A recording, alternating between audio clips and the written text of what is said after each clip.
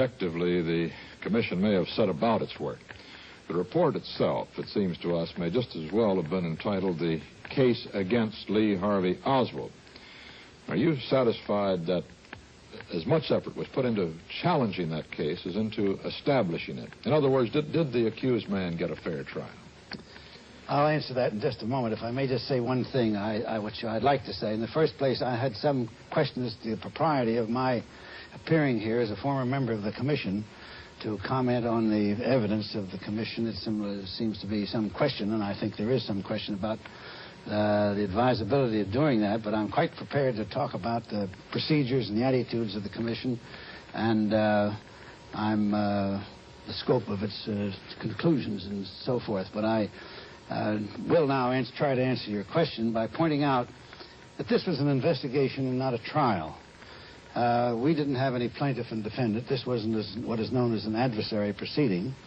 We were all called upon to come down there to, I believe the wording was, the directive from the President, to satisfy yourself, that is the Commission, what were the relevant facts in relation to this assassination. And that's the base from which we started.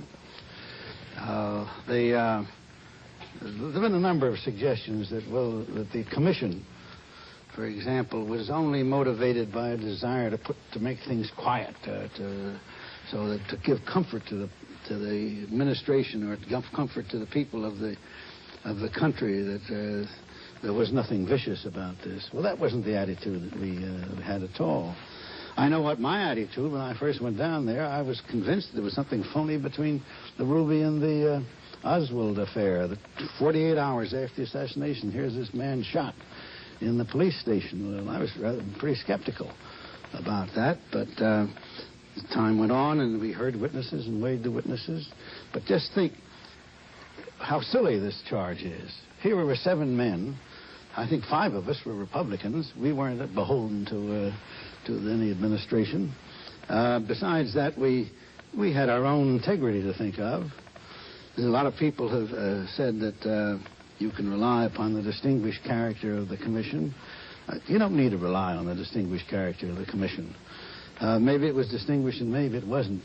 But you can rely on common sense. And you know that 7 men aren't going to get together and that character and concoct a conspiracy with all of the members of the staff we had, with all of the investigative agencies. It would have been a conspiracy of a character so mammoth and so vast that it transcends even some of the distorted charges of conspiracy on the part of Oswald. What did you do on those visits to Dallas?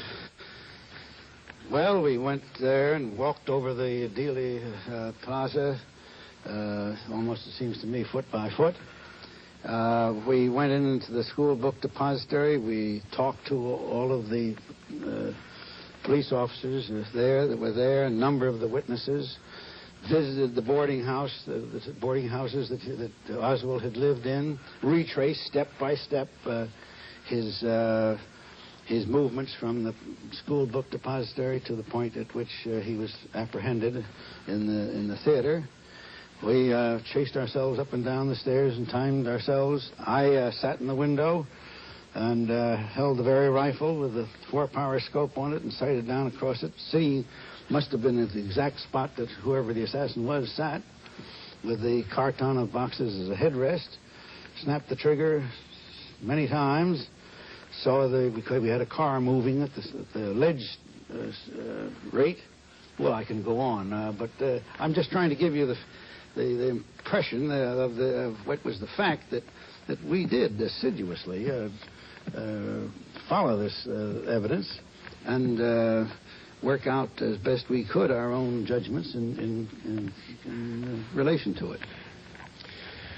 Mr. McCloy, the Commission came into being late in 1963, went through to September 64 when you were dissolved.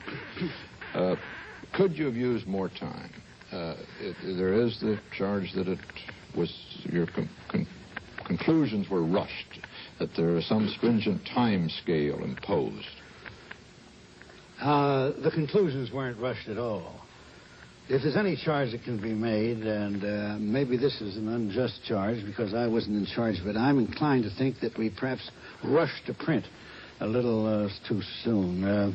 But the conclusions we arrived at in our own good time. I think that there's one thing that I would do over again. I would insist on those photographs and the X-rays having been produced before us. And in one respect, and only one respect there, I think that we were perhaps a little oversensitive to what we understood was the sensitivities of the Kennedy family against the production of colored photographs of the body and so forth. But those exist, they're there. We had the best evidence in regard to that, the pathology in respect to the president's wounds.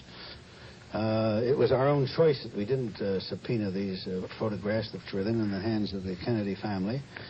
I say, I wish, I don't think we subpoenaed them. We could have gotten. Mr. Justice Warren was talking to the Kennedy family about that at that time. I thought that he was really going to see them, but it turned out that he hadn't. It's not surprising that there should be some skeptics, quite obviously, to any such report. But how do you account for the fact that the disbelievers outnumber the believers by such a wide margin?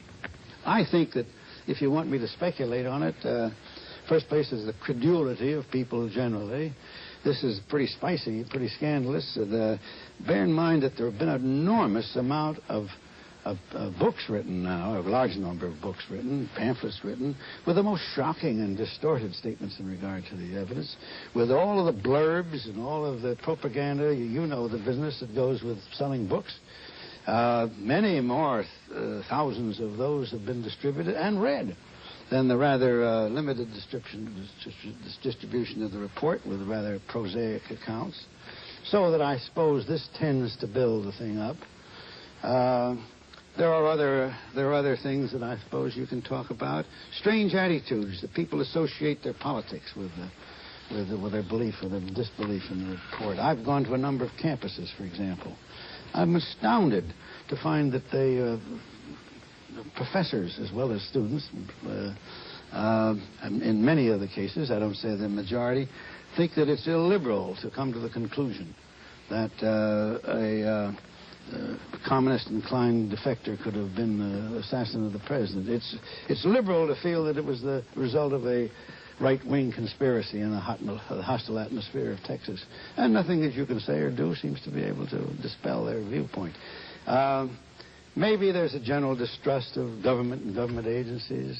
I don't know. You can speculate, Mr. Cronkite, as much as I can about it.